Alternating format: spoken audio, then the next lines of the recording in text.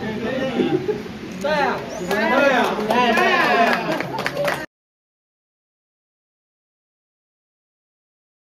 Guys, welcome back to my new blog. तर आज आहे आपल्या मित्राचा साखरपुडा, ठीक आहे, गावातल्या.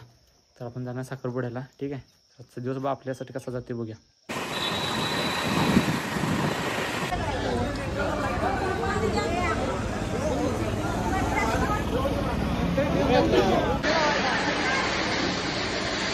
या पुढे पुढे या पुढे फिरवा द्या ना.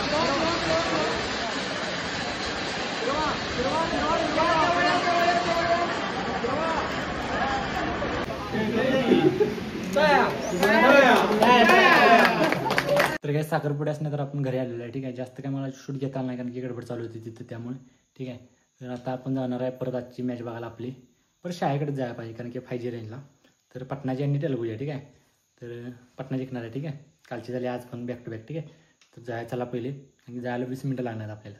तर काय आम्हाला झाला वेळ, मॅच चालू झाली. आम्ही निघालो फास्ट चालत, ठीक आहे.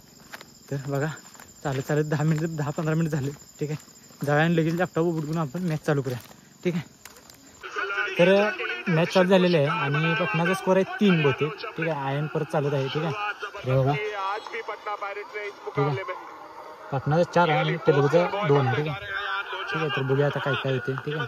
तर पूर्णपणे प्रे करते की पटना जिंकायला, ठीक आहे. तुझं काय म्हणणार आहे? हे लिंबू बी घेऊन बसले, ठीक आहे. तर काय 20 मिनिटाचा खेळ झालेला आहे, ठीक आहे. तर पटनाचा स्कोर आहे 20 आणि तेलुगूचा आहे 22. 2 पॉईंटनं तेलुगू पुढं आहे. असा दुग व्हायला लागली की पटना जिंकताय का नाही, ठीक आहे. तर बघूया, पटना जिंकायलाच पाहिजे, ठीक आहे. नाहीतर मग काय खरं नाही, ठीक आहे. म्हणजे म्हणजे खूप म्हणजे गेल्या वर्षी फायनल हरलेली, यावेळी पण जर सेमीफायनलच्या आधी जर बाहेर गेलो ते बरोबर वाटलं. मग मी तर चिडवतात, ठीक आहे. तर जिंकणार, ठीक आहे, पटना. तर आता शेवटच्या 10 मिनिटाचा खेळ आलेला आहे, आता ब्रेक झालेला आहे, ठीक आहे. तर आता पटनाचा स्कोर आहे 28 आणि तेलुगूचा स्कोर आहे 35, ठीक आहे. तर आता त्यांचे फक्त 2 प्लेयर राहिले आहेत, ऑल आऊट द्यायला पाहिजे, नाहीतर पटनाचं काही खरं नाही. तर असं जास्त असं दुगदुग व्हायला लागली, पटना जिंकताय नाही. तर देवासाठी स्प्रे करायला लागली की जिंकावी, ठीक आहे. बघूया काय होते. तर काही पूर्ण मॅच झालेली आहे. पटना पायरेट्स पूर्ण 8-9 पॉईंटनं हरलेले आहे, ठीक आहे गाईज.